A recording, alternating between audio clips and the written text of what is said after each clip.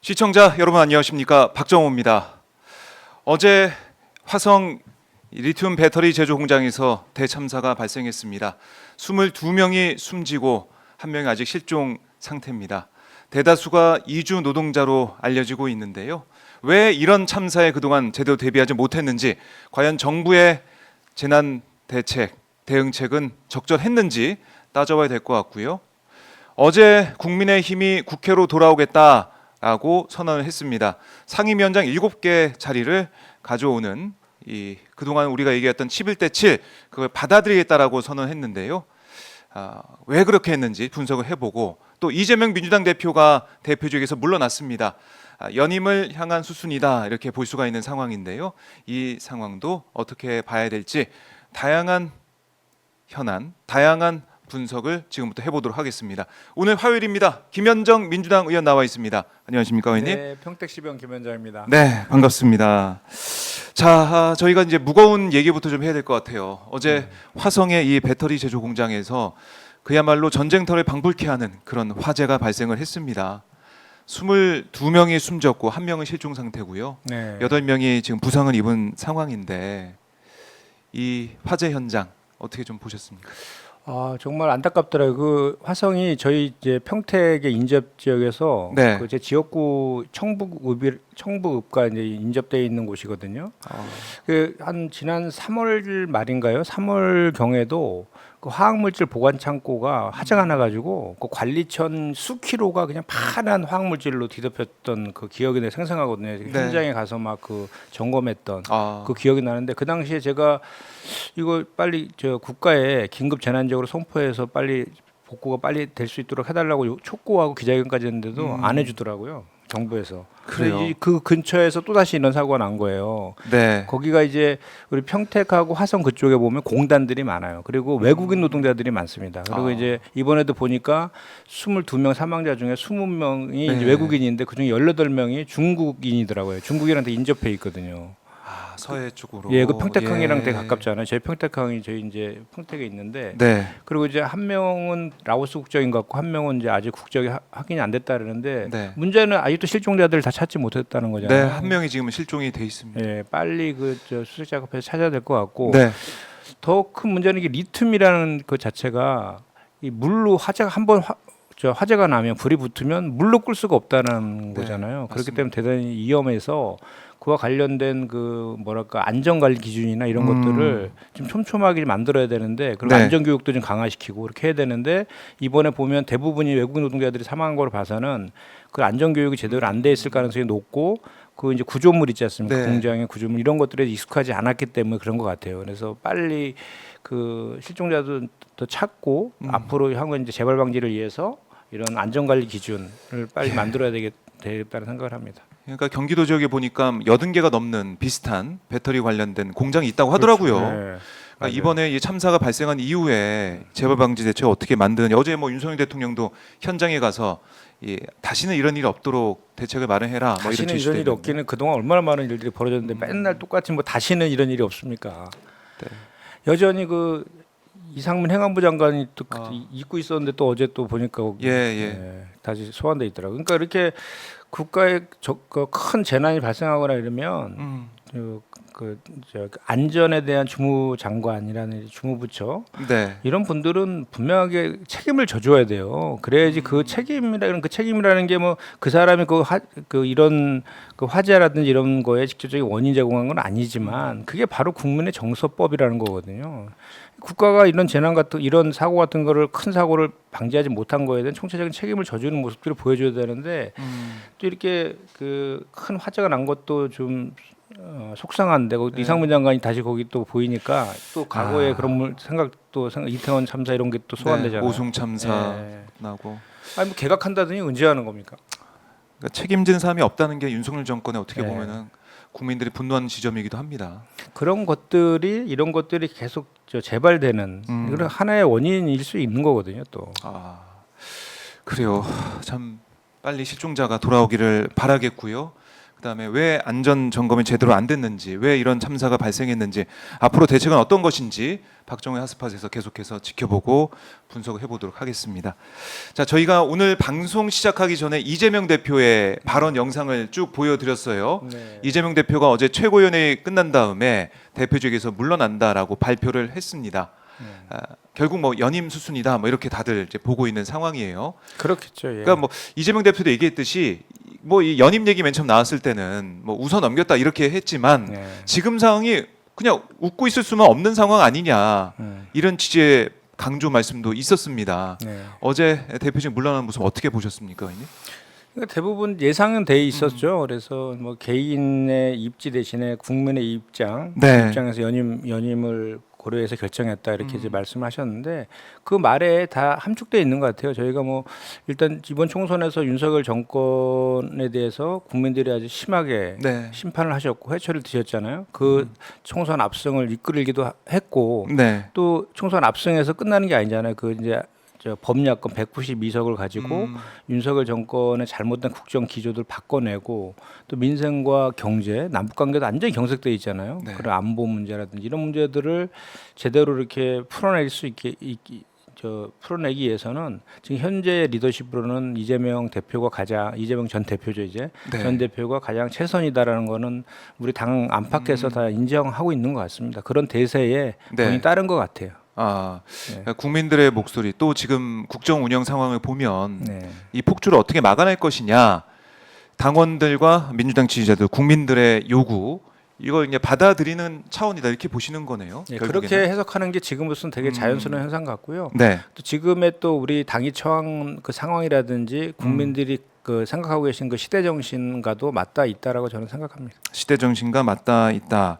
근데 뭐 일부 언론에서 뭐 사설이나 아니면 보도 내용을 보면은 연임 노린 이게 사태로 인해서 뭐 방탄 철벽 구축에 나선 거 아니냐. 그러니까 사법 리스크 대응을 하기 위해서 네. 대표직에서 유지하려는 게 아니냐.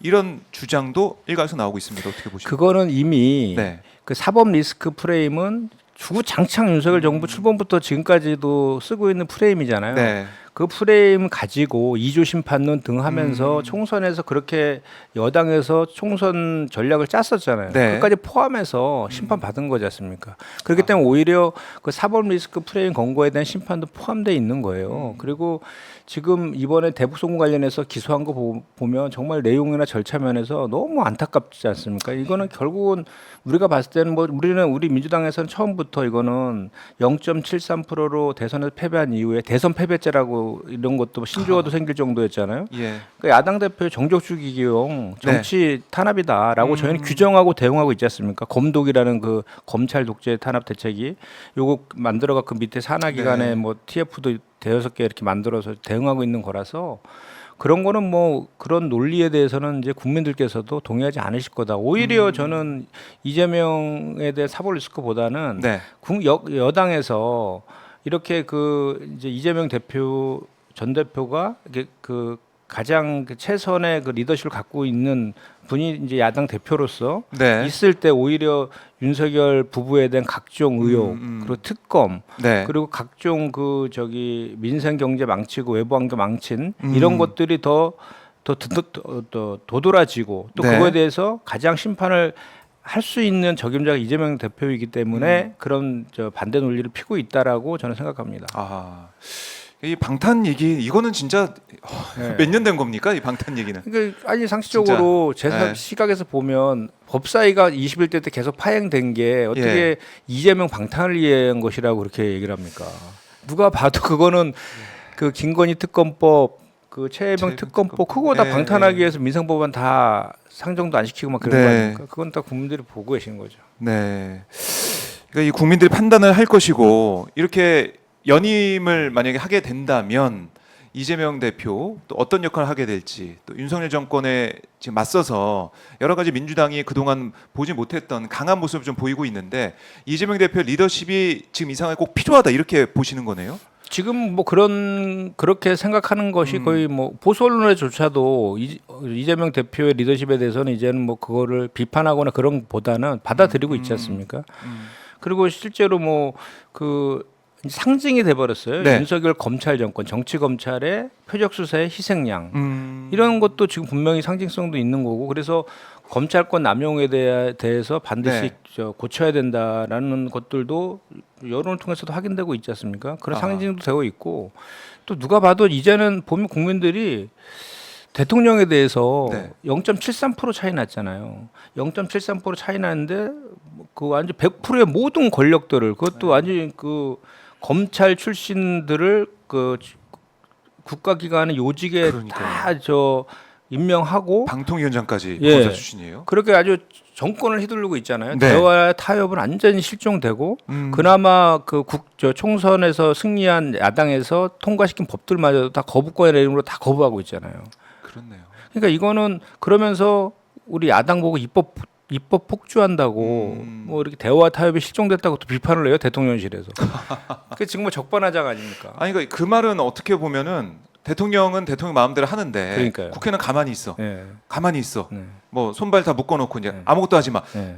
아무 일도 하지 않으면 아무 일도 일어나지 않는다. 그걸 계속 하라는 거 아닙니까? 그리고 예를 들어서 뭐 그 양의 비례를 따지더라도 네. 지금 범야권 192석 대 108석이잖아요. 차이 많이 나잖아요. 그렇죠. 거의 90석 가까이 나는 건데. 네.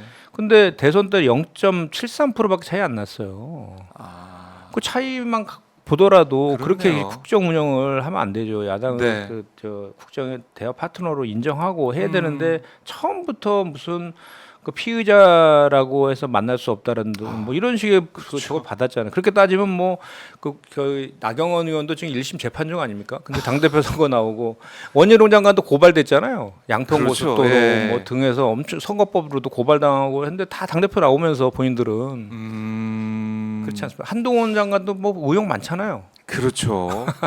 그러니까 그런 거 보면은 다 고발 당하고 사법 리스크 따지자면 사법 리스크가 네. 있는 사람들이 다 지금 여당 대표 후보로 나와 있는데 본인들 논리대로 하면 본인들도 방탄해서 나온 겁니까 그러면? 그리고 대통령 입장에서도 지금 관저에서 같이 사시는 분도 네. 지금 조사받고 있는 거 수사받고 있는 거 아니에요? 아 그러니까요. 본인도 그 피의자 아닙니까? 이거 피의자급 아닙니까 지금? 지금 뭐 특검법이 통과된다면 네. 수사 받아야 될 입장이고 그렇죠. 명품백 수수하고 아. 연결돼 계시잖아요. 알선수재죄. 그야말로 내로남불의 상황들이 벌어지고 있는 이 현실 네. 비상사태 이 비상사태를 그냥 넘어갈 수가 없다. 네. 야당 입장에서 야당이 가진 무기 국회가 가지고 있는 합법적인 대응을 해야 된다. 그 아. 윤석열 대통령 얘기 나왔으니까 갑자기, 예. 갑자기 어제 이제 언론 보도가 생각나던데 네.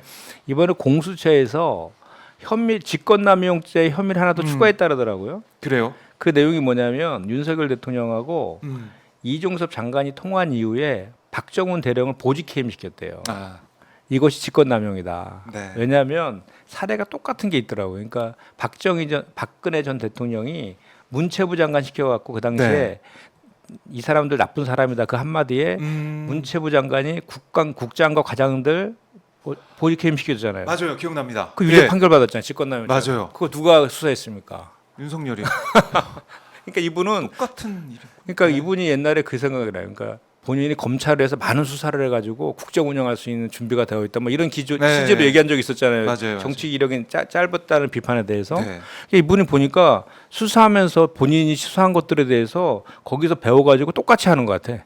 다 자기 본인이 기소하고 유죄 판결 받은 범죄 거를 혐의. 그런 걸 따라하고 그런 걸 따라하고 있어요 지금. 참 이거는 아마 이제 특검이 통과가 되고 출범이 되면은 하나하나 따져 물어야 될 것이고 네. 이게 결국에는 윤석열 대통령의 앞으로 임기가 어떻게 될까 여기에 대해서도 여러 가지 얘기가 좀 나오고 있는 상황인데 이걸 한번 봐야 될 건데 잠깐 국회 이 동의청원 홈페이지가 있습니다. 네. 거기 보면은 윤석열 대통령 탄핵 소추안 즉각 발의 요청에 관한 청원 이게 지금 올라와 있는데 제가 지금 새로 고침해서 보겠습니다. 봤더니 동의 수가 15만 4,350명이에요. 이게 한 달 안에 5만 명이 넘으면은 네. 이게 되는 거잖아요. 야 발의가 되는 그런 상황인데 15만 4,350명이나 됐어요. 이게 6월 20일부터 시작됐으니까 닷새 만에 15만 명이 넘은 겁니다. 이거 뭐 100만도 가고 뭐 이럴 것 같은데 국민들의 여론이 윤석열 대통령 이제 물러나야 될 정도로 못 하고 있다. 이런 판단하고 있는 국민들 늘어나고 있다. 이렇게 볼 수도 있겠네요. 지지율 측면에서 봐도 그렇고. 아무래도 동의청원 받는 저 시스템 네. 조만간 폐쇄되거나 개선할 것 같아.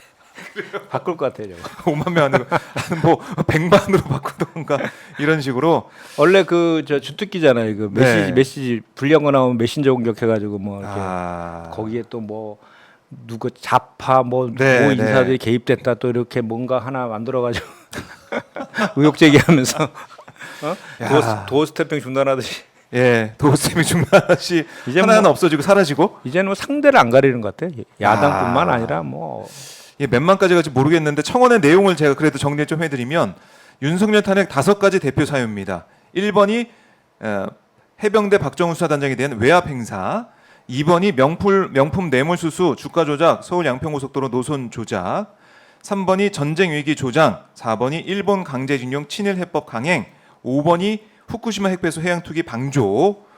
이렇게 5가지 이유를 좀 들고 있어요. 국민 안전, 국가 이익 수호라는 헌법 정신을 부정하는 윤 대통령 탄핵 사유는 차고 넘칩니다. 그래서 윤석열 탄핵 소추안을 발의해야 됩니다. 국민의 민의를 받들어 주십시오. 이런 내용입니다. 오죽하면 이런 내용이 이렇게 많은 분들의 호응을 받고 있을까? 이거는 윤 대통령이 다시 한번 반성을 성찰해야 되는 부분이다. 해야죠. 이제라도 국회의 입법권을 침해해서는 안 된다 이런 생각하게 되는데 어제 보니까 국민의힘 의원들이 이제 들어오기로 했더라고요. 네. 상임위 7자리를 이제 가져가겠다. 네, 네. 11대 7 받아들이겠다. 네. 이런 얘기를 했는데 네. 자, 이 어떻습니까? 이거 웃어야 됩니까? 울어야 됩니까?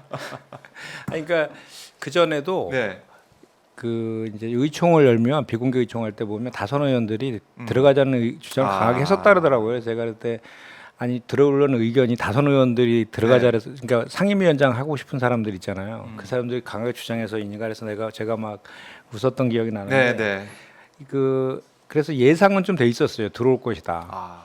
왜냐하면 어차피 시간 타이밍의 문제 아니었어요. 그러니까 어차피 우리가 최혜병 특검법 지금 통과시켜 놨기 때문에 이제 본회의에서 통과될 때 들어올 수밖에 없잖아요. 그게 이제 데드라인이었는데 네. 뭐 7월 4일 날까지가 이제 지금 임시회의 기간이거든요. 그러니까 그 이전에는 무조건 들어오게 돼 있어요. 어차피 최혜병 특검법을 막기 위해서라도 예. 그러니까 제2 요구한 다음에 들어와야 되니까 한 7월 중순 이전에는 하여튼 들어와야 돼요. 네. 맞춰서 들어가기 좀 그러니까 예, 또. 들어와야 되는데 그때까지 어쨌든 버티면서 네. 뭔가 이렇게 뭐 몇 가지 제안도 했었잖아요. 두세 차례 추경호 원대가 그러면서 뭔가 좀 명분과 출구 전략을 좀 모색하려고 했는데 네. 이번에 그 최혜병 청문회 법사위에서 그거 보고 완전히 난리 난 거죠. 뭐. 아. 그 대통령실에서도 거기 왜 안 들어갔냐 그랬다며요. 그러니까 너무 무책임하게 그 당하고 거기에 그 증인하고 참고인들로 나와 있는 사람들이 그 뭔가 표현의 방식만 다를 뿐이지 네. 이 수사 외압의 몸통은 윤석열 대통령이라는 거를 다 확인시켜 줬어요. 국민들이 다 보셨잖아요. 그러니까 예를 들어서 네. 뭐 박정훈 대령을 비롯한 많은 증인들하고 참고인들은 본인들이 실제로 겪었던 내용들을 증언함으로 인해 가지고 그러니까 VIP의 경로로 인해서 엉망진창 됐다라고 했잖아요. 거기에서 모든 말이 좀 함축돼 있다고 보는데 네. 3명이 선서를 거부했잖아요. 그렇죠. 이분들도 선서 거부한 이유가 유죄 판결을 받을 가능성이 있을 때잖아요. 네, 네. 거꾸로 얘기하면 자기네들이 거짓말 할 것이다라고 얘기한 거잖아요. 그러니까 결국은 근데 그 사람들이 계속해서 윤석열 대통령의 관련성을 부인했잖아요. 네. 그럼 바꿔 생각하면 되지 않겠습니까? 아. 그러면 그렇네요. 거기에 다 녹아 있네요. 그러니까 그 세 분은 그 증인 선서를 네. 거부함으로 인해서 본인들의 양심을 얘기한 것 같아요. 알아서 해석해 주십시오 이렇게. 그렇네요. 그리고 국민의힘 의원들도 네. 입법 청문회 안 들어오면서 네. 도와준 거 아니에요? 민주당을? 그러니까 이게 그래서 저희가 그래서 예. 저희도 사실은 좀 이따 다루겠지만 네. 권익위가 저희 정무위의 소관 기관이어가지고 이제 명품백 수수 네. 사건에 대해서 종결 처리한 거에 대해서 입법 청문회를 준비하고 있었거든요. 그래서 요거 이제 준비하다가 분명히 이제 원구성 협상이 지난주까지 기간을 줬었잖아요. 이게 네. 결렬될 거다. 그러면 우리가 네. 빨리 정무위원장 가져오고. 네, 우리가 갖고 와서 네. 빨리 하자 이렇게 이제 그런 얘기도 있었는데 아. 갑자기 이렇게 급선회됐어요. 그러면 그런 거 아닙니까? 최혜병 특검법 입법 청문회 보고 이거 정무위원장 민주당이 가져가서 네. 김건희 특검법 입법 청문회 열리면 난리 나겠구나. 그럼요. 이거는 큰일 났다. 이거는 김건희 건 아닙니까? 그러니까 더 이제 야 이거 보고 큰일 났다. 그래서 움직였을 수도 있다. 뭐 그런 생각도 드네요. 가능성이 진짜. 있어요. 그리고 산자위도 마찬가지잖아요. 산자위도. 동해유정권, 동해까지. 액트죠. 예, 그것도 지금 산자위에서 벼르고 있잖아요. 그 정무위 산자위까지 국민의힘이 이제 포기하게 된다면 네. 민주당이 또 똑같이 입법청문회 통해 가지고 계속 할 거거든요. 우리가. 사실 근데 입법청문회 보면서 법사위 같은 경우도 국민들이 보고 많이들 좀 응원을 하고 왜냐면 박정훈 전 단장의 목소리를 들을 수 있고 또 정청래 위원장이 진행을 하면서 사실은 회의가 깔끔하게 어떻게 보면 진행이 됐어요. 왜냐하면 국민의힘 의원들이 와서 뭐 그렇죠. 뭐라고 하고 이런 얘기도 없고 시간 끌고 이런 게 없었기 때문에 물타기를 안 하니까. 방어도 안 하고 그런 게 아예 없었기 때문에 그냥 계속해서 공격. 그러니까 국민들이 알고 싶어하는 사항에 대해서 계속 질의하는 모습이 보일 수밖에 없었기 때문에 거기에 대한 두려움 이것도 있었을 것이다. 전 분명히 있었다 보고. 똑같이 반복되면 안 되니까. 그리고 저기 이게 추경호 원대가 네. 뭐 사실 본인 의지대로 해갖고 지금까지 버텼습니까? 보이지 않는 선, 보이지 않는 손. 보이지 않는 손이 작동한 거 아니에요? 그러니까 이번에도 네. 상임위원장 받기로 한 것도 음. 보이지 않는 쪽에서 뭔가 오더가 오지 않고서는 그런 결정하기가 쉽지 않을 것이다. 저는 그렇게 예측해요. 예. 그러니까 저희가 상임위원장 7개 받는 그런 상황을 보면서 결국에는 최혜병 특검법 재의결할 때 네. 표결을 할 때 당장 그때 맞춰 들어가긴 좀 그러니까 상임위원장 받고 있다가 거기에 반대하려고 하는 거다라고 생각했었는데 의원님 말씀 들어보니까 김건희 특검법 입법청문회부터 해가지고 그럼요. 쭉쭉 이어지고 있는 그런 네. 현안에 대한 대응. 네. 그러면은 이게 최혜병 특검법은 사실은 윤석열 특검법이라고 또 많은 분들이 부르고 있던데 윤석열 특검법보다 김건희 특검법을 더 보호하기 위한 네. 그런 국민의힘의 절박한 모습이 좀 느껴지네요. 지금 국민권익위가 네. 건의기로 이렇게 개명됐다 뭐 이런 저기 그런 얘기들 많이 돌잖아요. 지금 예, SNS 통해서 퍼지고 있잖아요. 네. 그 정도로 나라가 지금 엉망진창입니다. 자, 오늘 10시에 또 법사위가 열립니다. 법사위에서 이제 방통위 관련해 가지고 방송법 3법이나 방통위법 개정안 이걸 통과를 시켜요. 법사위에서 처리할 예정인데 네. 오늘 여기에 국민의힘 의원들이 들어오게 될지 이것도 좀 궁금합니다. 지켜보죠 한번.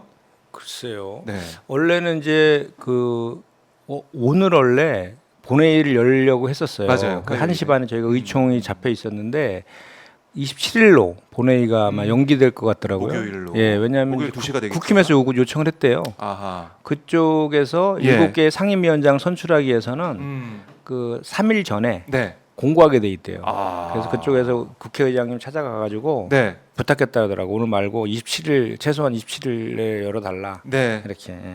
그러니까 이게 좀 위원 자리도 다 이제 배정을 해야 되고 국민 네, 입장에서도 명단 내야 되고 그리고 강제 배정한 거 그거 다 안 받아들이잖아요. 헌재에다 권한쟁의 심판 청구해 놨잖아요. 근데 그러면 오늘 법사위도 근데 민주당 그거부터- 의원들만 들어올 네. 수가 있겠네요. 네. 그럴 가능성도 있는데 아마도 그 방통위 어차피 뭐 들어와봤자 통과될 거니까 그렇죠. 그 뭐 어떻게 판단할지 모르겠는데 일단 네. 순서대로 보더라도 그 권한쟁의 심판 청구한 것부터 취하고 들어와야 되지 않나요? 그렇네요. 그 사실 어제만 해도 다 받겠다라고 했을 때 네. 저희 그 원내 지도부는 아직 합의 안 된 것들이 많거든요. 음.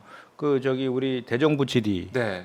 그리고 교섭단체 대표 연설 일정들. 예, 개원 뭐 이런 거 관련해 가지고 순서도 해야 되고요. 예, 그런 얘기들도 다 지금 하나도 합의된 게 없거든요. 그리고 네. 또 하나는 뭐냐면 기존에 음. 국민의힘에서 아마 그런 얘기도 있는 것 같아요.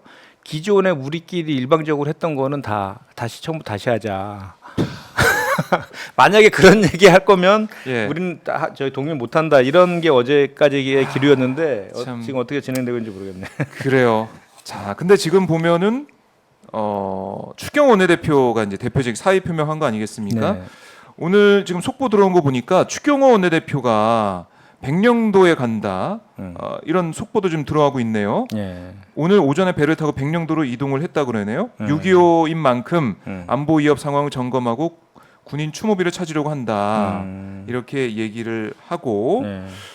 외부 일정을 잡지 않고 당분간 자맹을 이어갈 것이다 하는 얘기를 하고 있는데 이거 어떻게 됩니까? 추경호 원내대표 이렇게 지금 물러나는 겁니까? 아니면은 다시 이제 복귀하는 걸로 예상해 볼 수가 있을까요? 복귀할 것 같은데요, 저는. 아까도 얘기했지만 네. 뭐 추경호 원대 책임입니까 이게? 아니, 이제 국민들이 다 알고 계세요 이제는. 이미 뭐 이게 그 의총을 열어서 예, 계속 뭡니까? 그 예. 안에서 강론이 벌어지면서 이게 뭐 보류된 거고 또 네. 보이지 않는 손이 작용하고 있다라는 합리적 의심도 있는 거기 음. 때문에 이게 추경호 원대한테 오롯이 뭐 당신이 책임져라 뭐 예. 이런 건 아니고 일단 내가 사실 그 정도는 해줘야지 좀 그렇죠. 면이 쓰지 않겠어요? 아, 아니 이 정도 이렇게 막 엉망진창이 돼버리고 그냥 정말 체면 닭국이고 명분도 하나 잃지 못하고 무슨 뭐죠? 이렇게 막 무슨 그 국회 체험 국회 뭐 이런 것도 많이 했잖아요. 무슨 특위 만들어가지고 국회 밖에서 네. 국회 체험 뭐 막 이런 거 하다가 결국은 그냥 앉아 두 손 들고 그냥 들어오는 형국이 돼버렸으니 그렇네요. 이 상태에서 그냥 아무 일도 없었다는 듯이 넘어가기 쉽지 않겠죠. 아니 그러니까 국민의힘 입장에서는 그랬던 것 같기도 해요. 네. 이렇게 네. 투쟁하고 이러면 혹시나 여론이 좀 달라져가지고 아 민주당 이거 너무 입법 독주하는 거 아니야? 하면서 비판 여론, 이른바 역풍이 불 거라고 생각을 했을 수도 있겠다. 그렇죠. 그런 프레임을 사실 짠 거죠. 근데 전혀 뭐 역풍 날고 바람 한 조각 없었던 것 같아요. 제가 이번에 원내 진입했지만 예. 그 전에도 제가 원내위원장 하면서 그 우리 저 당원분들하고 네. 많이 소통을 하고 문자도 많이 받는 편인데 네. 다 잘하고 있다 그런 문자가 거의 그래요? 대부분이에요. 잘하고 있다고. 또 지금 최혜병 특검법도 잘 처리가 되고 있고 네. 방송 3법도 잘 처리가 됐고 네. 어떻게 보면 일하는 국회, 국민들이 원하는 방향으로 국정이 될 수 있는 방향으로 이제 입법이 되는 거 아니겠습니까? 어떻게 여당이 없으니까 더 막 효능감 있는 국회가 확 돌아가는 모습이 보이니까. 아 그러면 걱정되는 게 7개 상임위원장 가져갔잖아요, 예, 국민의힘이. 예. 그럼 국회가 또 지지부진하고 막 일도 안 되고 아무것도 안 되고 또 21대 국회 반복이 되는 게 아닌가. 거기에 대한 우려는 어떻게 보세요? 이제 우리 7개 상임위가 이제 걱정이 더 커진 건데. 7개 상임위. 그러더라도 어제 우리 저 정무위원회 우리 이제 야당 의원들끼리 네. 매주 한 번씩 이게 정책 조정 회의를 하거든요. 그리고 어제도 이제 그 상생 협의 6법이라 해서 네. 이런 거 논의하면서 그 단체들하고 간담회도 하고 끝나고 이제 저희끼리 또 이렇게 저 논의를 좀 했었는데 네. 이제 그 걱정이 생긴 거예요. 아까 우리 얘기한 것처럼 청문회 입법 청문회 우리가 하려고 저쪽에서 그 원구성 거부하면 우리가 이제 자체적으로 만들어서 네. 이렇게 하려고 딱 했는데 이제 들어왔잖아요. 음. 윤한홍 의원이 아마 정무위원장으로 윤한홍 의원 내정된 것 친윤 같다. 아닌가요? 친윤 친윤 의원이라고 핵심이죠. 부르죠. 아. 예. 친윤 핵심. 거의 김건희 여사 이제 방탄 위원회가 될 것 같은 느낌도 들고 정무위가. 그러니까 제가 보니까 그 성일종 의원, 이철구 의원 다 저 상임위원장으로 다 내정됐더라고요. 네. 그러니까 다 친윤 의원들이 상임위원장을 다 이렇게 하는 것 같아요. 아. 근데 이제 그래서 저희가 그러면 앞으로 그러면 이게 예, 이거 어떻게 됩니까? 입법 청문회 이런 거 계속해서 회의 뭐 이렇게 네. 상임위 열지 않고 뭐 이렇게 의결 같은 거 자꾸 안 해주고 막 이렇게 하면 어떡 할까 이런 거에 대해서 그 전략을 짜야겠네요. 국회법대로 국회법대로. 예, 따박따박 가자 이렇게 음. 했습니다. 그래서 예를 들어서 우리가 이제 네. 저희가 이제 입법 청문회 추진할 거잖아요. 네. 그러니까 이제 우리가 이제 상임위가 열리면 첫 번째 안건으로 청문회 실시 채택의권을 안건으로 상정할 건데 아. 그거에 대해서 이제 여당 위원장이 거부한다거나 네. 이제 하게 되면 우리 청문회를 위한 별도의 전체 회의 개최를 우리가 요구하고 추진하겠다 예. 이런 거고 이 전체 회의는 제적 4분의 1 이상 의원이 동의하면 저기 열 수 있거든요. 네네. 그러니까 우리가 충분히 우리가 뭐 가방 전체 열 수 있다. 예. 그래서 그 만약에 그럼에도 불구하고 위원장이 그 개의 요구를 하지 않으면 거부하고 의사 진행을 이제 하지 않으면은 네. 우리 국회법 50조에 의거해서 우리 민주당의 간사가 위원장 직무를 대행해서 전체 회의를 진행할 수 있어요. 근데 예전에도 뭐 이런 조항 계속 있었던 거잖아요. 네. 제대로 안 되는 그런 상황인 것 같은데. 그때요. 근데 이번에는 저희가 국회법 따라서 우리 원구성 할 때도 처음부터 네. 그렇게 딱 법대로. 했잖아요. 예. 이제 관행이 아니라 관행에서 여야 간에 합의가 되지 않으면은 국회법대로 가는 새로운 관행을 만들겠다 이렇게 했기 때문에 그렇게 하려고 할 수 있다. 예. 그렇게 해야죠. 그러면은 입법 청문회, 김건희 특검법 입법 청문회 예. 이거 되는 겁니까? 그럼 열 수 있습니까? 없었습니까? 지금 제가 좀 전에 말씀드린 것처럼 그런 절차를 거쳐서 예, 여당에 섭취하지 않으면 그런 절차 밟아서 할 수밖에 없는 거죠. 시간은 좀 걸리지만 입법 청문회는 할 수 있다. 할 수 있습니다. 이렇게 보면 되겠네요. 예.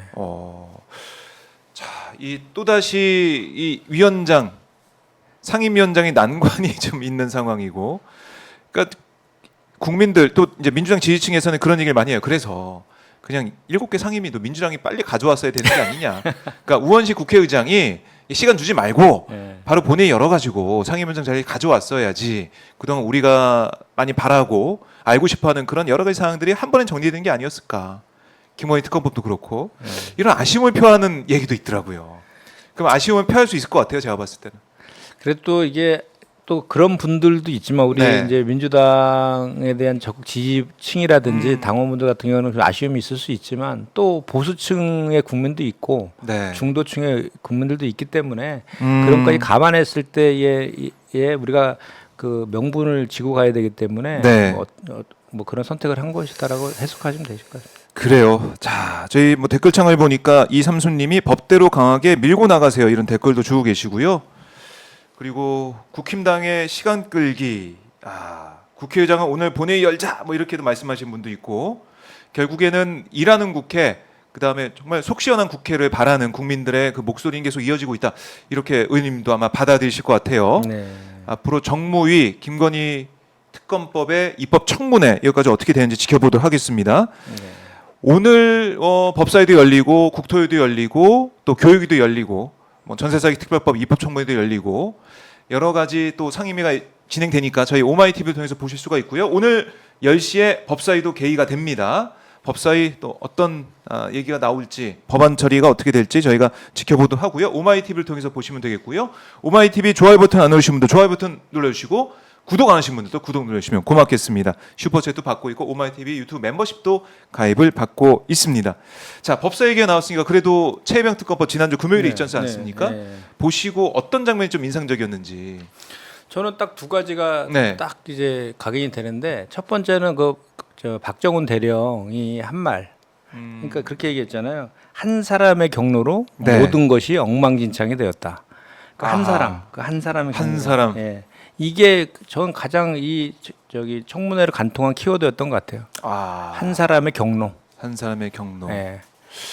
뭐 한동훈 전 위원장은 그 사람이라고 또 부른다고 하더라고요. 대통령을. 그렇게 부른다고 하고 그리고 또 하나는 이제 아까 좀 잠깐 얘기했지만 이종섭 전 장관, 신범철 전 국방부 차관, 임성근 전 해병대 1사단장이 네. 선서를 거부한 것. 네. 뭐 아까 잠깐 얘기했지만 그런 거잖아요. 그 형소법상에 네. 보면 이제 그 선서를 거부할 수 있는 그 사유가 형사소추 또는 공소제기를 당하거나 네. 유죄 판결을 받을 사실이 드러날 염려가 있기 때문에 그러니까 내가 증언을 했다가 거짓을 증언했을 때 유죄 판결을 받을 가능성, 그러니까 진실을 얘기했을 때 유죄 판결을 받을 가능성 이것이 있을 때 거부할 수 있다는 거니까 뒤집으면 그 유죄 판결을 받을 사실을 뭔가를 숨기기 위해서 거부했다 이렇게 되잖아요. 그렇죠. 그러니까 거기에 그 이제 간접적이지만 스스로 네. 죄가 있다라고 이제 자백한 것이다. 이 두 가지가 딱 기억이 나더라고요. 그래서 한 12시간 진행되는 그 청문회를 보면서 물론 뭐 청문회를 통해서 누가 양심 선언을 하고 이런 건 아니었지만 신범철 차관이 얘기를 하다가 대통령 전화번호 그 회수의 건이었습니다. 뭐 이런 얘기까지 하고. 그러니까 거기 신범철 차관 아주 그냥 아차했을 겁니다. 아니 그게 이제 외압인데 사실은 회수를 뭐 어제 보니까 이게 뭐 강탈했다, 탈취했다 이런 표현도 부승찬 의원이 하던데 거기에 대해 결국에는 대통령실 더 나아가서 윤 대통령이 역할을 했다. 그 개인 폰을 가지고 연락을 여러 차례 여러 사람과 주고 받으면서 결국 한 사람의 그런 전화, 경로, 또 외압 행사가 이 최혜병 특검법의 핵심 아니겠느냐? 제가 그래서 있는 거겠죠. 제가 그래서 이게 7월 31일 그러니까 네. 작년 7월 31일부터 8월 2일 사이에 벌어졌잖아요. 네네. 3일 사이에 이 이제 그렇네요. 그 경찰로 이첩했던 것들이 다시 회수되는 뭐 브리핑 취소되고 예, 회수되고 그 3일 동안 딱 했는데 제가 그래서 한번 그 중요한 것만 날짜별로 한번 타임이랑 이렇게 정리를 해봤더니 이제 7월 31일 날 그 윤석열 대통령이 주재하는 수보 회의가 열리잖아요. 수석 보좌관 회의. 거기에서 경로했다는 거 아니에요? 그게 김기현 사령관의 얘기고 그걸 박정훈 전 단장이 들었다는 겁니다. 그러니까 아니 이거 7월 31일 날에 그러니까 네네 맞아요. 예. 그리고 그날 바로 7월 30일 11시 54분에 네. 용산에 내선 전화로부터 02800. 예, 이종섭 장관한테 전화가 갑니다. 전화가 가죠. 예, 그리고 이 내용이 네. 여권 인사들에게도 전달이 되잖아요. 네. 그러니까 7월 30일 날부터 이제 이게 시작된 거죠. 이거에 대해서 그 임기훈 국방비서관이 청문회 때 질문에 대해서 안보 사항이라서 무슨 통화이냐 그랬더니 안보 사항이라 해서 대답을 회피했잖아요. 네. 그러니까 여기서부터 이게 시작이 된 거예요. 아하. 이게 시작이 된 거고 실제로 그 8월 2일 날 네. 경북 경찰청으로 이첩된 사건 기록이 회수되잖아요. 이 회수되는 과정을 보면 시간별로 그냥 뭐 딱 설명이 돼요. 네. 왜냐하면 이게 일단 8월 2일 날 12시 45분에 네. 박정훈 대령을 보직 해임 시켜요. 맞아요.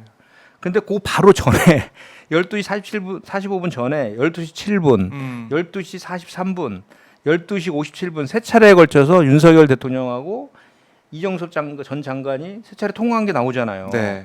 근데 이 보직 해임도 원래는 그 보직 해임 심의위원회를 열어서 거기 심의 결과를 가지고 해임을 시키는데 네. 아주 특별한 예외가 있을 경우, 우리 뭐 항상 있잖아요. 뭐 국가 안보 뭐 등등 뭐 아주 예외인 경우에는 순서를 바꿔서 네. 먼저 해임시키고 아하. 후 심사를 하는 그 절차가 있는데 그대로 한 거예요. 후 심사를 했어요. 후심사를 했는데 예. 그 보니까 후심사를 8월 8일 날 했어요. 8월 8일 날 했는데 네. 그 후심사 하는 날 네. 아침 7시 55분에도 윤석열 대통령과 이종섭 전 장관이 통화한 게 나와요. 요것도. 그래서 아까 통화한 다음에 뭔 일이 벌어졌군요. 그래서 아까 제가 얘기했잖아요. 네. 어제 언론 보도로 네. 이 보직 해임에 대해서 직무유기죄, 직권남용죄가 적용될 수 있다. 박근혜 전 때, 대통령과 예. 똑같은 사례로 이렇게 되는 거고. 그다음에 이제 8월 1일 다시 돌아가 보면 네. 그 사건 기록 회수하는 걸 보면 1시 25분에 윤석열 대통령이 임기훈 국가안보실 소속이죠. 저 대통령실에 있는 네. 그 국방비서관한테 전화를 하고 그 임기훈 국방비서관이 유재은 국방부 법무관리관하고 연락을 하잖아요. 예. 그때 뭐라 그랬냐면 경찰청으로부터 전화가 올 것이다. 이렇게 그 대통령에서 왜 얘기해 줍니까 그거를? 증언했잖아, 그죠? 예. 증언한 거잖아. 유재현 관리관이 증언했어요. 예, 예. 그리고 또 실제로 이제 그 저기 13시 51분에 전화가 와요. 경북경찰청 유재현 법무관하고 네. 그러고 나서 하하. 4시 21분, 16시 21분에 윤석열 대통령이 또 신범철 네. 전 차관하고 통화하잖아요. 아. 요거 해수와 관련된 거라고 증언했잖아요. 그러니까요. 그 증언이 나왔어요 청문회에서. 예, 예. 그러면 요까지만 보더라도 아. 윤석열 대통령이 예. 박정훈 전 대령의 보직 해임에도 연관됐다는 의혹이 나왔고, 그리고 경찰청의 사건을 해소하는 것과 관련된 통화들을 했다라는 게 네. 이걸 봐도 상식적으로 이렇게 흐름을 보면 그 추론이 되지 않습니까? 그러나 그 이후에 바로 네.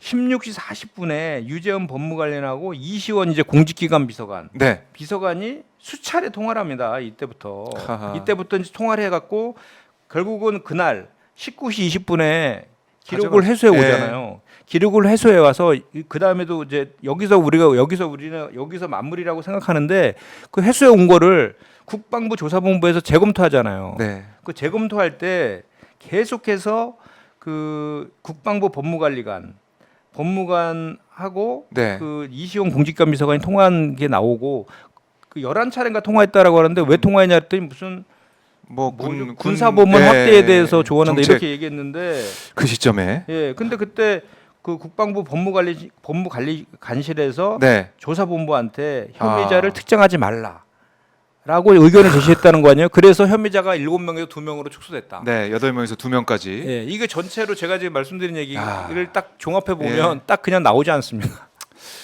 한 사람한테 모아지고 있다. 한 사람 그 사람.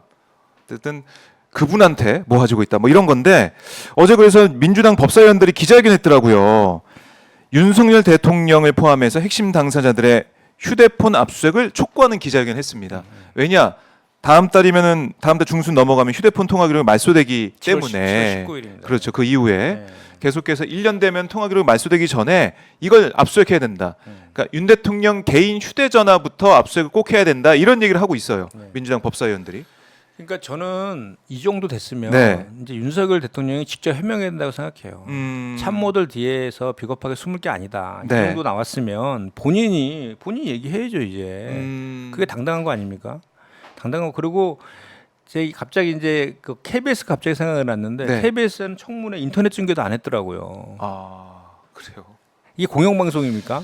뭐 이 야당만 들어와서 야당이 주최했기 때문에 안 했다. 뭐 이런 얘기를 하던데 야당만 있었기 때문에. 아니 이게 국민적 관심 사항인 거는 삼척동자들 다 아는 거고 공영방송 아니에요. 네. 이게 공영방송이지 무슨 그 여당 편파 방송입니까? 야당만 해서 방송을 안 한다고요? 그럼 반대로 그럼 야당 참석 안 하면 그때도 방송 안 할 겁니까? 거꾸로? 그렇네요. 그런 걸 또 물어봐야 된다라는 거고. 자, 지금 이 법사위를 통해서 드러난 여러 사실들, 이게 이제 특검으로 어떻게 결과가 내릴지 모르겠지만 결국 뭐 거부권 행사는 불보듯 뻔한 것이고 108석의 국민의힘 의원들 중에 8명이 나와야 되는 거 아닙니까? 네. 찬성이 나와야 되는데 네. 가능성 어떻게 보세요? 일단은 이번 청문회를 통해서 그 의혹에 대한 몸통이 윤석열 대통령을 가리키고 있다라는 것들이 국민들이 많이 이제 인식하는 계기가 분명히 됐기 때문에 네. 국민의힘 의원들도 대단히 이제 압박이 될 거예요. 압박이 될 거고 네. 8명 아닙니까? 8명 중에 3명은 저 제2요구권 오면 찬성하겠다라고 했잖아요. 그게 네. 이제 안철수 의원하고 김재섭 의원하고 한지아 비례대표까지. 맞아요. 이제 그러니까 5명만 이제 이쪽으로 찬성을 5명. 하면은 통과가 네. 되는데 저는 뭐 이렇게 불참을 한다든지 이런 방식으로도 할 수도 있을 가능성도 있어 보이고. 아직 뭐 희망의 끈을 놓기에는 이르다 이렇게 보시는 거네요. 네, 저는 가능성이 좀 가능성이 있다? 있다고 봅니다. 예. 그러니까 아니, 한동훈 네. 저 맞아요. 후보도 뭐 특검 해야 된다며요. 발의를 뭐 새로 하겠다 뭐 이런 얘기를 네, 하던데. 네. 실제로 내용을 보니까 하지 않겠다는 얘기 같던데 하여튼 말은 그렇게 했으니까 예. 또 그거에 대해서 한동훈 책임져야 되고. 예, 저 후보를 지지하는 그 의원들도 있는 거 아닙니까? 그 의원들이 어떤 선택을 할지 또 지켜볼 문제죠. 그래요. 그러니까 이게 국민 눈높이를 한동훈 전 위원장이 얘기를 했었죠. 사실은 총선 초반에 예. 비대위원장 처음 맡았을 때 그 네. 초반에는 얘기를 하다가 나중에는 뭐 용산 쪽으로 기울어진 모습을 보인 것 같은데 이번에 당대표 출마 선언을 하면서는 또 뭐 다른 목소리를 내는 것 같기도 하고 윤석열 대통령 쪽하고 어떻습니까? 누가 당대표로 될까요? 어떻게 예상하세요? 국민의힘 전당대회 결과는? 어제 1시간 간격으로 네. 그 출마 기자회견했잖아요. 네, 일요일에. 예. 아 일요일 날 그저께. 전 그거 보고 세 분 다 네. 야, 참 유체이탈 합법도 유체이탈법이요. 예, 어떻게 저렇게 어. 너무나 이렇게 막 그 표정 관리도 잘하면서 태연스럽게 하는지 놀랐어요. 그 연기력이 뛰어나다 이렇게 예, 보시는 거네요. 예. 네. 그러니까 그 세 분의 그 공통된 그 키워드는 네. 반성과 변화였어요. 반성과 변화. 반성과 변화. 예, 총선 참패 뭐 그동안 해왔던 것들에 대해 반성하고 변화하겠다. 아. 근데 어떻게 뭘 반성하고 뭐를 변화시키겠다는 구체적인 내용은 없어요. 한 분 한 명씩 이렇게 내가 이렇게 그 네네. 멘트를 한번 제가 예. 해봤더니 마이크 좀 가깝게 대시고 말씀. 예. 예. 지금 그 가장 큰 문제는 네. 윤석열 대통령의 그런 일방통행식 국정 운영하고 입틀막 정치잖아요. 그렇죠. 이거에 대한 비판은 안 했어요 아무도. 그게 제일 중요한 거고 예, 총선 예. 민심 아니겠습니까? 예. 거기에 대한 비판. 그러니까 나경원 후보는 이렇게 얘기했어요. 약간은 네. 이제 뭐 저 윤석열 거리에 두는 그런 저걸 하지만 네. 이도저도 아니다라는 비판이 더 훨씬 크잖아요. 아. 총선 패배의 오판을 반복하지 않겠다. 총선 패배 오판을 반복하지 않겠다. 이렇게 얘기했잖아요. 예. 그러면서 대통령실 용산과의 동행을 얘기해요. 아하. 동행하겠대. 그러면 총선 패배 오판, 예. 총선 패배를 왜 했습니까? 용산 때문에 한 거잖아요. 근데 거기랑 동행한다며. 이게 앞뒤가 안 맞잖아요. 아. 논리 모순이잖아요. 그렇네요. 그리고 저 원희룡 후보 같은 경우에도 그 양평 고속도로 예. 다 백지화 시켜버렸잖아요 사업을. 그것도 우리가 따져 물어야 됩니다. 계속. 예. 민심이 되고 그래서 그래서. 지금 윤석열 그 저 부부 네. 아주 비호에 앞장섰던 그런 사람인데 뭐라 그러냐면 레드 팀을 만들어서 당신과 민심을 전달하겠대 용산에. 네. 뭔 전달을 합니까? 본인이 지금까지 계속 해왔던 행태들이 있는데 그리고 그냥 이분은 딱 네. 그나마 셋 중에 제일 딱 그 깔끔하더라고요. 깔끔해요? 나는 윤석열 위해서 하겠다 이렇게 하잖아요. 그죠? 근데 그 논리는 앞뒤가 안 맞잖아요. 아. 앞뒤가 뭔 레드 팀을 만들어 그냥 블루 팀 만들어 계속 가셔야지. 예. 그러니까 말은 레드팀 만든다고 했는데 하는 모습은 당정일체론 얘기하면서 결국에 용산을 바라보고 있는 그런 느낌이 들었고 자 이렇게 뭐 그 보면은 결국은 예. 한동훈 후보도 뭐 최혜병 특검법을 아주 교모하게 뭐 재발해야겠다. 뭐 대법원장한테 뭐 그러니까요. 특검 그 추천. 추천 권한을 예. 주겠다 이런 식으로 막 물타기 하던데 이건 아. 100%안 하겠다는 거죠. 아니 어떻게 대법원장은 심판 기관인데 심판 기관이 소추 기관을 겸직합니까?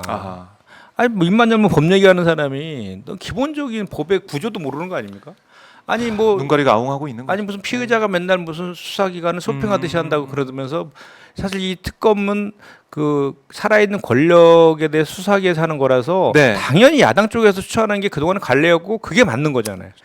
그러니까 본인들이 그런데 저기 우리 그 대법원장한테 그걸 특검 추천권을 준다는 게 말이 됩니까 이게? 아니 어떻게 심판기관이 그러면 나중에 예를 들어서 그 대법원장이 그 기소가 돼가지고 대법원에 올라왔어. 그럼 본인이 심판해야 되는데 그렇네요. 그런 부분도 있네요. 말이 안 되잖아요. 네. 그러니까 최혜병 특검법에 대해서 뭐 다른 주자들하고 한동훈 전 위원장이 다른 얘기를 했다고 하지만 시간 끌 내용을 뜯어 보면은 그리고 또 김건희 특검법에 대해서는 이건 또 수사를 지켜보자 그러고. 그거는 이제 예. 이런 거죠. 그 최혜병 특검법은 예. 법사위 통과됐잖아요. 그렇죠. 예, 본회의 100% 통과될 거예요 이미. 네, 네. 통과됐어요. 그거는 이제 이미 통과된 본회의만 거라서 열리면 뭐 통과되는 그거는 이미 거고요. 이제 저 과거의 문제고 네. 국민들에 대한 비판도 엄청 70% 이상이 해야 된다라고 지금 나오고 있기 때문에 그렇게 네. 올라탄 거고 그 다음에 본인이 출마할 명분이 뭔가 하나는 있어야 되거든요. 최혜병 특검법을 얘기하지 않고서는 할 수 없죠. 그래서 궁여지책으로 한 것이라고 보고 예. 김건희 특검은 아직 통과 안 됐잖아요. 안 된 걸 자기가 먼저 얘기했다가는 용산에서 그러잖아 지금 벼르고 있는데 네. 그러니까 용산과의 아주 교모하게 용산과의 네. 그 관계도 자기는 괜찮다. 괜찮다 이런 것들을 교모하게 지금 그 외줄타기 하듯이 이렇게 왔다 갔다 하고 있는 거죠. 지금. 근데 윤 대통령하고 전화 통화도 했다고 하는 거 아니겠습니까? 한동훈 위원장이? 10초였다며요. 자, 10초 통화하는 사이는 어떤 사이입니까, 의원님? 10초 통화하는 사이는. 이제 그러니까 그 용산과의 관계가 나쁘지 않다는 거에 알리바이를 만들려고 한 것 예, 같은데 예. 아마 그 윤석열 대통령이 한마디로 확 싸붙였을 것 같아요. 잘해봐라. 그냥 두고 보자. 아마 그렇게 하지 않았겠어요. 두고 보자.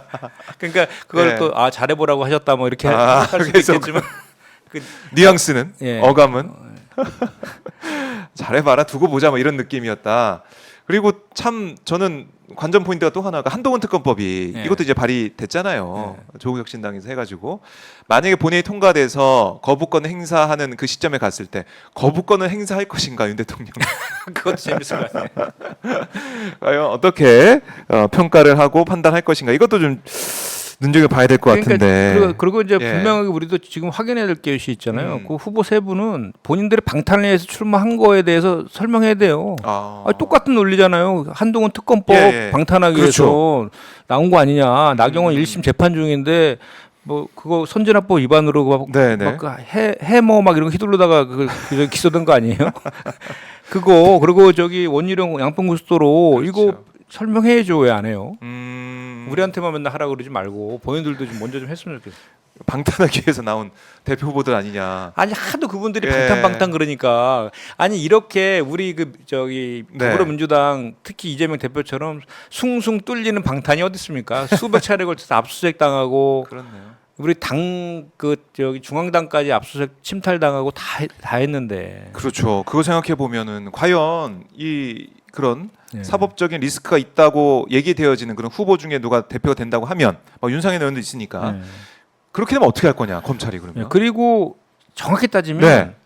그쪽에서 뭐 이렇게 사법 리스크를 방탄한다는 주장도 사실은 수사 단계에서의 통용되는 얘기죠. 네. 재판으로 넘어간 단계에서는 그건 아니죠. 무죄 추정의 원칙에 의해서 그렇죠. 그 공방에 다투는 영역으로 네, 네. 이재명 대표 다 넘어가 있어요 지금. 마지막 대부분 선거 관련해서도 다 기소해 버렸잖아요. 예. 근데 저쪽은 아니잖아요. 저쪽은 이 수사 단계, 수사 단계. 예. 수사도 아직 안 했잖아요. 그러니까 그렇네요. 그러니까 이 참 기울어진 운동장 특히 이 사법적인 문제에 있어서는 수사 관련된 얘기에 있어서는 기울어진 운동장이다 이런 말씀하신 거고 이 지금 보면은 안보수 판결문 네. 오보 논란도 있고 안보수 판결문을 제대로 반영이 안 된 이화영 전 부지사 네. 1심 판결 네. 여기에 대해서 논란이 있는 상황인데 네. 또 이거는 또 어떻게 밝혀지게 될지. 그 안부수 그 판결문 관련해 가지고 네. 이게 어떤 내용이냐면 네. 기사가 났어요. SBS하고 한국일보에서. 저희가 이제 정치검찰 조작수사 특별대책단에서 네. 그 비판하는 기자회견을 했는데 어떻게 SBS에서 기사가 났냐면 그 안부수의 1심 판결문을 보면은 그 이것이 그 이재명 대표의 방북을 위한 네. 대납이 아니라 쌍방울 계열사의 주가 부양을 위한 것이다라고 네. 판결문에 적시가 되어 있어요. 그래서 우리가 비판하는 거잖아요. 똑같은 사건인데 이쪽에서는 같은 수원지법에 있는데 서로 다른 판사가 판결한 건데 똑같은 내용인데 안부수에서는 주가 부양을 위한 것이다 되어 있는데 네. 우리가 봤을 때는 안부수도 중간에 뭐 그 김성태가 그 쌍방울에서 딸의 그 오피스텔 제공하면서 진술이 바뀌고 이렇게 되면서 의혹들이 있어요. 예, 조작 수사의 정황이 있어서 네. 그 이화영 판결이 유죄 판결 9년 6개월 나왔다 이렇게 의혹 제기하면서 그거에 대한 특검을 지금 추진하고 있는 그런 네. 상황이잖아요. 그런데 안부수 1심 판결문에 대해서 그렇게 SBS가 뭐라고 그랬냐면 이거는 판결문이 아니라 판결의 내용이 아니라 범죄 사실이다. 그러니까 그 판결문에 보면 먼저 기초 사실을 적고 범죄 사실을 적고 그다음 판결을 유무죄를 판결하는 수준으로 가거든요. 네. 그런데 이거는 완전히 그냥 이제 국민을 기망한 거죠. 판결문이 왜냐하면 없기 때문에 이거 다른 거 아니냐? 판결문이 이런 거. 있어요. 판결문에 범죄 그 사실에 주가 부양을 위한 것이 적시되어 있는데 그것이 그 판결문의 내용이에요. 그게 이제 그거는 우리 다 예.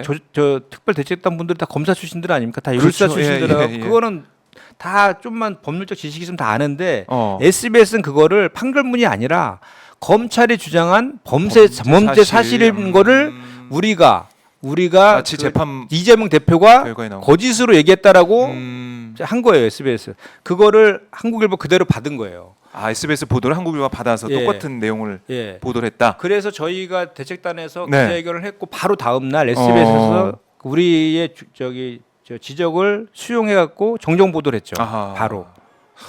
예. 만약에 민주당에서 이걸 짚어내거나 지적하지 않았으면은 그렇죠. 그대로 이제 유지가 될 수 있는 거고. 그렇습니다. 예. 이것도 잘 봐야겠네요. 그래서 이거는 네. 그렇기 때문에 이 지금 이하영 그 판결과 관련해서는 정말 따져볼 게 많아요. 정말로 그거 제가 그 대책단의 이런 수원도 막 활동하면서 여러 차례 가시고. 예. 구치소도 뭐 강의 방문도 가고 법무부도 가고 등 했지만 네.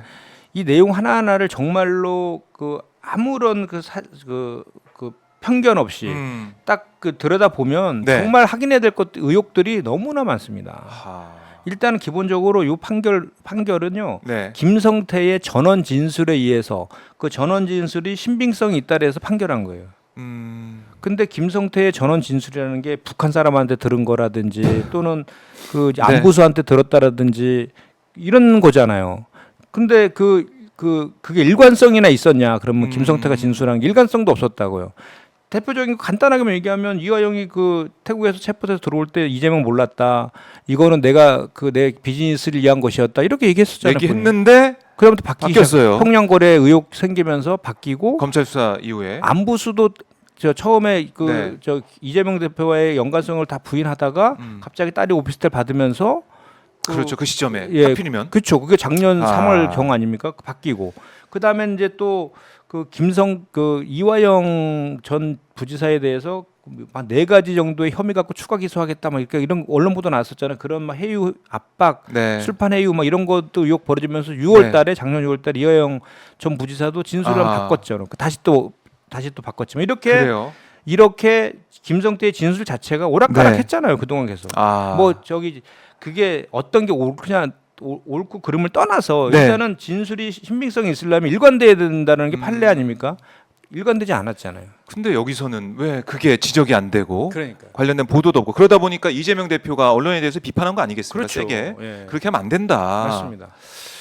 참 여기에 대해서 우리가 따져볼 게 너무 많은데요. 다음 시간에 좀 저희가 더 따져보도록 하고 지금 법사위가 지금 열릴 예정입니다. 법사위 현장 저희가 보여드리고 있고요. 제 모습 아래에 보면은 법사위 전체 회의장 앞의 모습이에요.